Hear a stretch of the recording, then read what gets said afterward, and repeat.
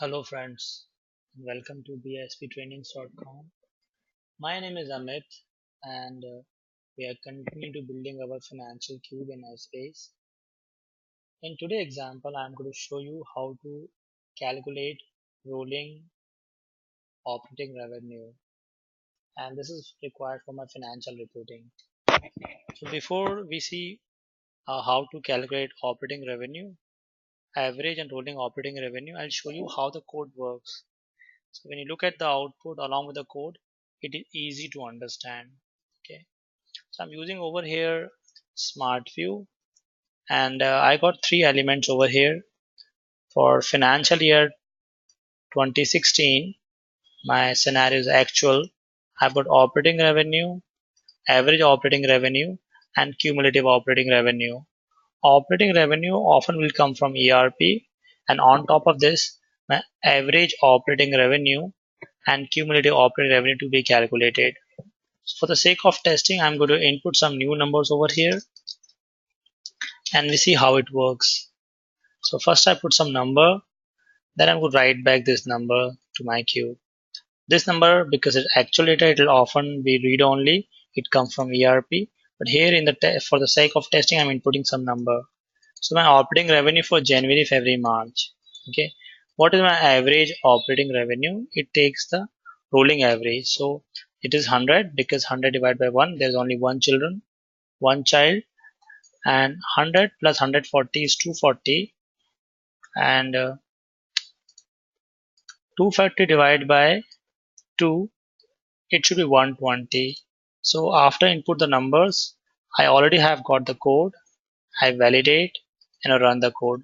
I explain you the code one by one, line by line. Let's first review the output. So uh, for the month of March, my average is 240 divided by 2 is 120. And for the month of March, my code is 400 divided by 3, it is 133.33. So this is my average operating revenue average month over month. Okay, and because both of them are tagged as time balance property TB none, it takes the same as last child value. Then we have a cumulative operating expenses. Cumulative, as the name indicate, it run one value on top of other. It aggregates month over month. So you see, this is a month. This is my operating revenue for January. Operating revenue for February is 140. So January plus February equals to 240 plus 160, which is 400. This is how I can calculate operating revenue, cumulative operating revenue, and average operating revenue. Now, once you know how it works, and let's understand the code step by step. Okay, so this is my whole code. I split this code into small pieces and explain you what is happening. In this code, these are the expression I used. So for the sake of simplicity, I have taken the syntax from Essbase technical reference and put it over here. So if you look at the first part of the code, I'm applying fix on some dimension members. So I apply fix label 0 member of entities. I remove some member from my entity, then I apply some relative function. But all are being used in this code. Let's interpret one by one. So first, in the whole code, I have applied fix on the label 0 member of entity. What relative function does? Relative function returns all the member at the specified generation or label. So I use entity as an first argument. I wanted label 0 member of entity. Right, so relative function takes two argument, member name, second argument generation label number or generation label name. In our example, the member name is entity and label number is 0. Then I use a remove function. So remove function, the name indicate, and as the syntax given over here, from the whole list, you would like to remove list second. From list 1, you want to remove list second. So if my list 1 or set 1 has a value like ABC, so from ABC, it's same as minus operator you have in SQL query. You in this, if our second set is B, So B would be removed from my list and the out would be A and C. So it is exactly set as minus operator in select query. So remove the value of the member in one list from another list. In our example, I wanted to remove total geographical member from my entire entity list. Let me show you my entity structure. It will make it easy for you to understand. So this is my entity structure. If you look at my entity structure, I've got two parents: total geography, which is your organization structure, geographical organization structure, and second one is your reporting hierarchy.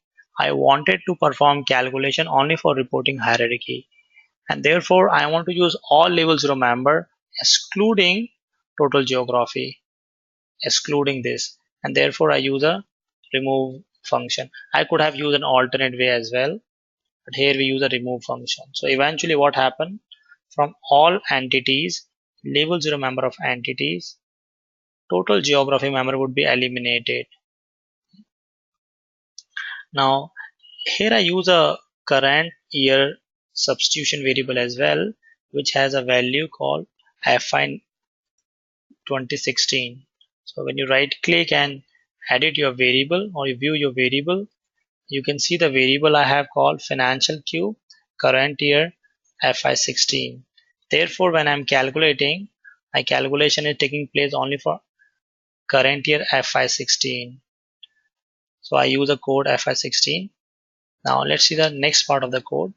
So we got it from here that I'm calculating my average and cumulative expenses, cumulative operating revenue for entity level 0 only for entity level 0 for my reporting hierarchy, um, and I'm using level 0 member of my time dimension.